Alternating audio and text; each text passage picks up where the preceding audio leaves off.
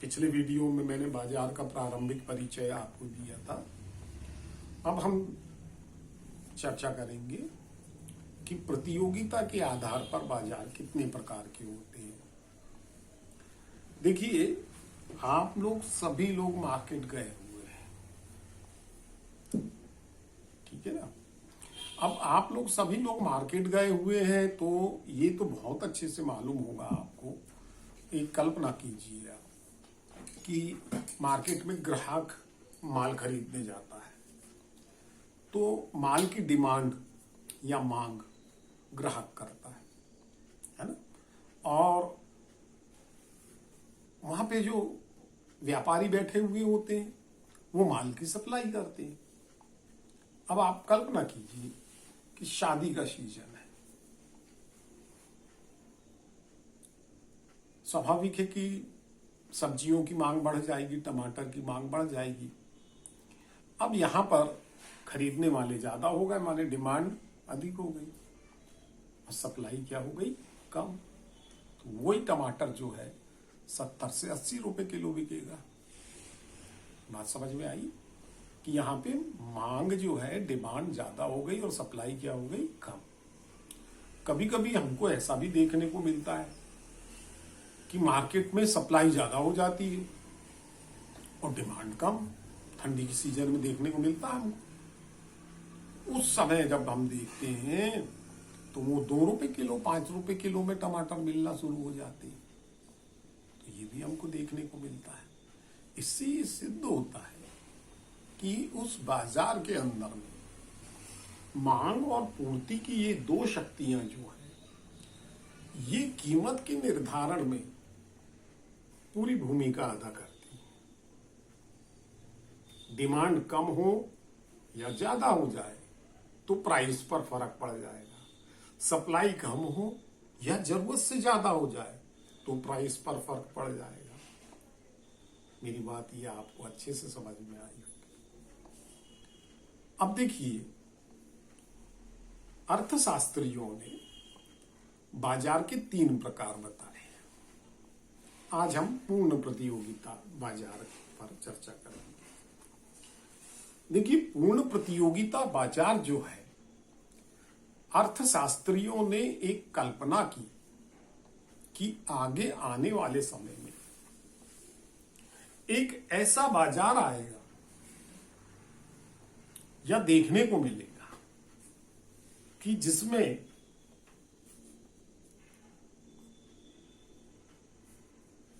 अकल्पनीय बातें देखने को मिलेगी हमको।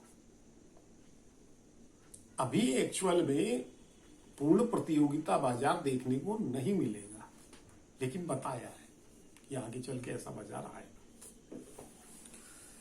तो इसकी परिभाषा देखिए, पूर्ण प्रतियोगिता बाजार 2 बिंदु डैश, ऐसा बाजार जिसमें क्रेता और विक्रेता दोनों की संख्या अधिक हो एवं वहां पर समरूप वस्तुएं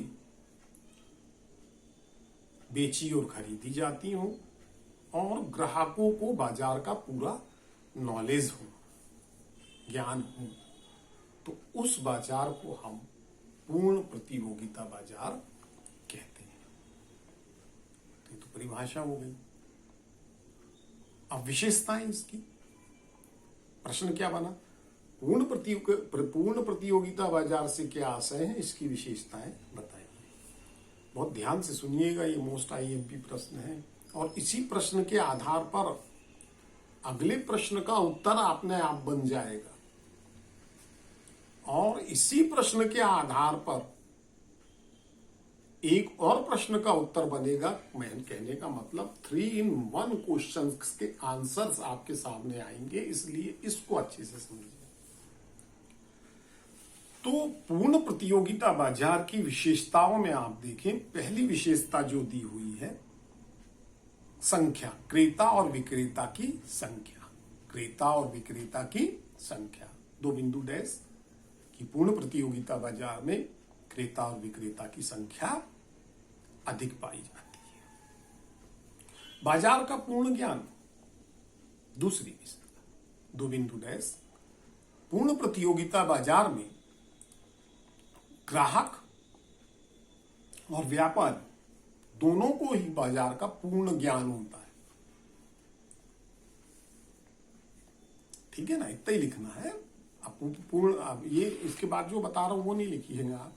बाजार का पूर्ण ज्ञान होता है माने आगे चल के इतनी टेक्नोलॉजी आगे बढ़ जाएगी, लोग इतने शिक्षित हो जाएंगे कि हर ग्राहक को ये मालूम होगा कि कौन सी वस्तु कहाँ किस कीमत में मिलती है, और हर व्यापारी को ये मालूम होगा कि कौन से मार्केट में मेरे को कौन सी वस्तु बेचना है। ऐसा हो जाएगा। नंबर 3, समरूप वस्तुएं। अभी आप देखते होंगे कि साबुन जो है शॉप, वो लक्स साबुन आ रही है, तो पतंजलि की साबुन आ रही है, और न जाने अनेक साबुन आ रही है, और उनके विज्ञापन भी टेलीविजन में आते हैं, हम लोग देखते हैं बड़े उससे, तो हमको ऐसा लगता है कि यार हर साबुन अलग अलग है, लेकिन साबुन साबुन ही है। आप 10वीं कक्षा में साबुन बनाने की विधि पढ़ चुके हैं, कोई नई बात नहीं है। कलर, उसमें जो खुशबू डाली वो, और उसका जो आकार है, रूप रंग है, ये अलग अलग दिख रहा है, लेकिन है साबुन, चाहे आप किसी भी साबुन से नहाइए। आगे चल के उपभोक्ता इतना ज्यादा ज्ञानवान हो जाएगा कि वो ये जान जाएगा कि साबुन साबुन है, चाहे किसी भी साबुन से नहाए। तो फिर आगे चल के समरूप वस्तुएं आएंगी। तो समरूप वस्तुओं में आपको क्या लिखना है? तीसरी विशेषता में समरूप वस्तुएं 2 बिंदु डेश कि पूर्ण प्रतियोगिता बाजार में रूप, रंग, आकार के समरूप आकार होंगे, समरूप वस्तुएं होंगी, ये बताना है। कितनी? 3 विशेषताएं आपकी हो गई। निकट प्रतियोगी संबंध, इसमें आपको ये बताना पड़ेगा कि क्रेता और विक्रेता के बीच में जो संबंध पाए जाते हैं वो प्रतियोगी संबंध पाए जाते हैं। माने मांग एवं पूर्ति दोनों की शक्तियां जो है यहां पर काम करती है। ठीक है, इसके बाद 5वां पॉइंट बताएंगे आप, प्रकृति की पूर्ण प्रतियोगिता बाजार जो है वह एक काल्पनिक बाजार होता है। पूर्ण प्रतियोगिता बाजार जो है वो कैसा होता है? काल्पनिक बाजार होता है। ठीक है, तो इस तरीके से आपने पूर्ण प्रतियोगिता बाजार जो है इसकी विशेषताएं और परिभाषा देखी, और इसी दौरान बीच में मैंने कुछ चीजें समझाई हैं, तो वो उनको अनावश्यक लिखने की जरूरत नहीं है, क्योंकि 5 नंबर का क्वेश्चन रहता है। जितना मैंने बताया आपको सीमित शब्दों में, उतना ही आपको लिखना है। देखिए, समय मैं पूरा पाठ अध्याय यदि आपको समझाऊंगा डिटेल्स में तो समय ज्यादा लगेगा, इसलिए मैं आपको हल्का फुल्का समझा के और क्वेश्चन के आंसर तैयार करवाऊंगा। अब ये पढ़ाई की मेथड बदल दी है। अकाउंट के वीडियोस आपको मिलना रेगुलर शुरू होंगे, और शुरू होंगे तो फिर बंद नहीं होंगे, इसलिए ये मटेरियल अभी हम बढ़ाते चले जा रहे हैं। जैसे ही हमारा ब्लैक बोर्ड यहां पर हो जाएगा, क्योंकि उसमें मेरे को गणित करके दिखाना पड़ेगा आपको, फिर आपको मैं रेगुलर अकाउंट्स के वीडियो दूंगा, उसकी चिंता आप ना करें। 2, 4, 5 रोज में व्यवस्था उसकी हो जाएगी। बहुत बहुत धन्यवाद।